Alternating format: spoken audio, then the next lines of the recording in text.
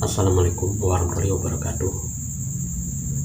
Dengan penuh keinsapan, mari kita bersama-sama menjelajahi makna hidup ini dengan bimbingan dan petunjuk Sang Maha Kuasa.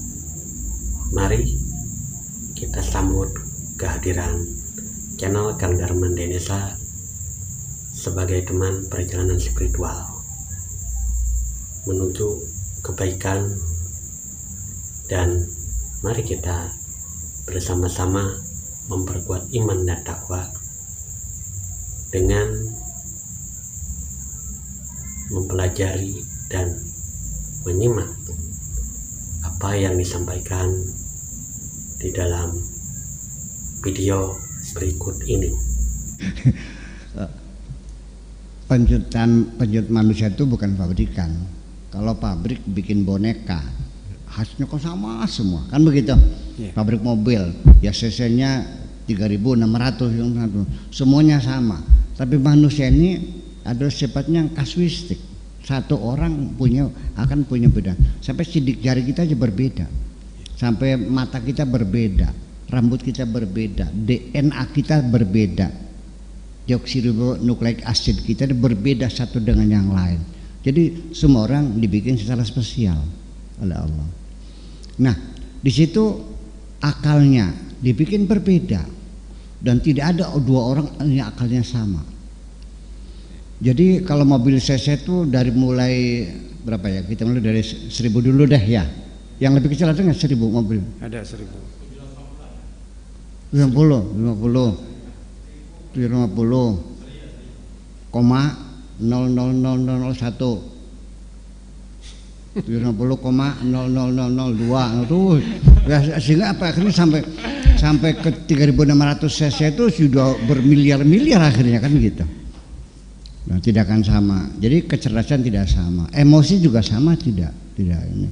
Ada orang yang mudahnya mengendalikan marahnya, ada orang yang memang sulit sekali menghilangkan kemarahannya. Ada orang yang bisa dengan mudah karena jiwanya periang dan sebagainya, dia udah lupa aja. Bahkan tidak melalui proses, tidak melalui konsultasi dengan psikiater, dia bisa mempola sendiri, udah lupa.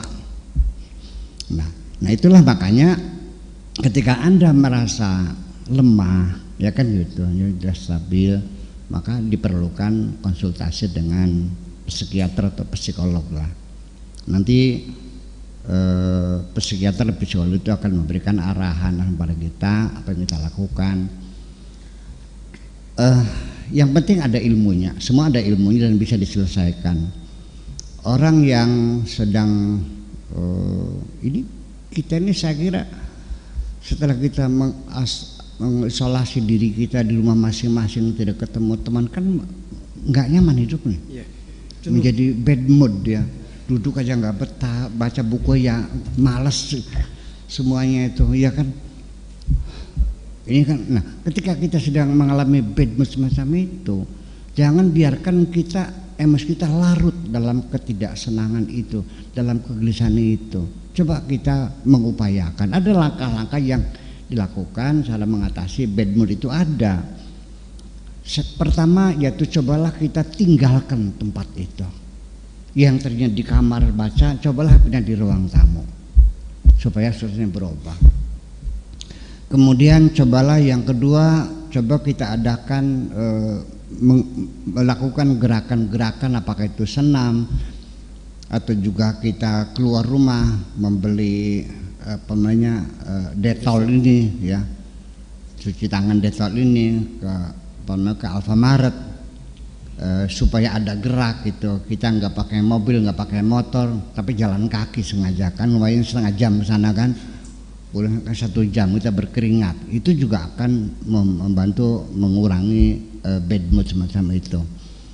Kemudian juga bisa kita tambahkan ruangan itu supaya nyaman, karena bagaimanapun indera kita kan merefleksi, ini kita kan mengolah. Ya, kita semprot ruangan itu dengan aroma-aroma yang harum dan sebagainya, menjadi kita segar. Nah, seperti itu kan. Atau juga langkah berikutnya lagi, Kalau Anda senang lagu-lagunya apa, lagu-lagu jazz, silakan lagu jazz. Yang senangnya lagu-lagu country, mangga. Karena masing-masing juga punya kesenangan yang berbeda. Saya lebih suka lagu-lagu pop. Mungkin Kang Rahmat lebih lagu suka country barangkali kan. Haji Fuad termasuk gajah country karena sering jalan-jalan. Lagu country itu kan enaknya didengar ketika naik mobil. Ya kan suaranya itu. Lagu jazz biasanya menjelang tidur kan gitu. Nah, terserah mana yang menjadi kesukaan telinga Anda. Kemudian lagi kalau seandainya memang kita senang atau punya hobi mendengarkan tilawah Al-Quran dengan suara yang merdu, ya seperti yang dibacakan oleh Puji Salma sebagainya, ya itu bagus sekali, ya suaranya nyaman sekali ya.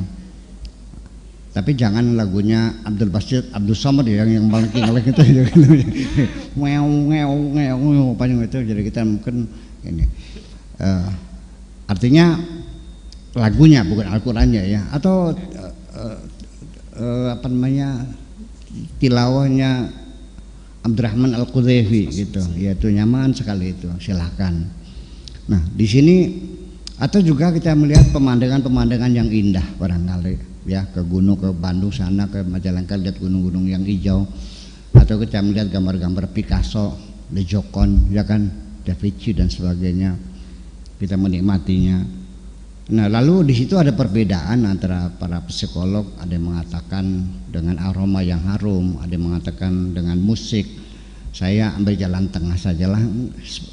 Kita di dunia psikologi juga tidak usah saling menyalahkan, biasanya jarang yang saling menyalahkan di bidang fikih biasanya.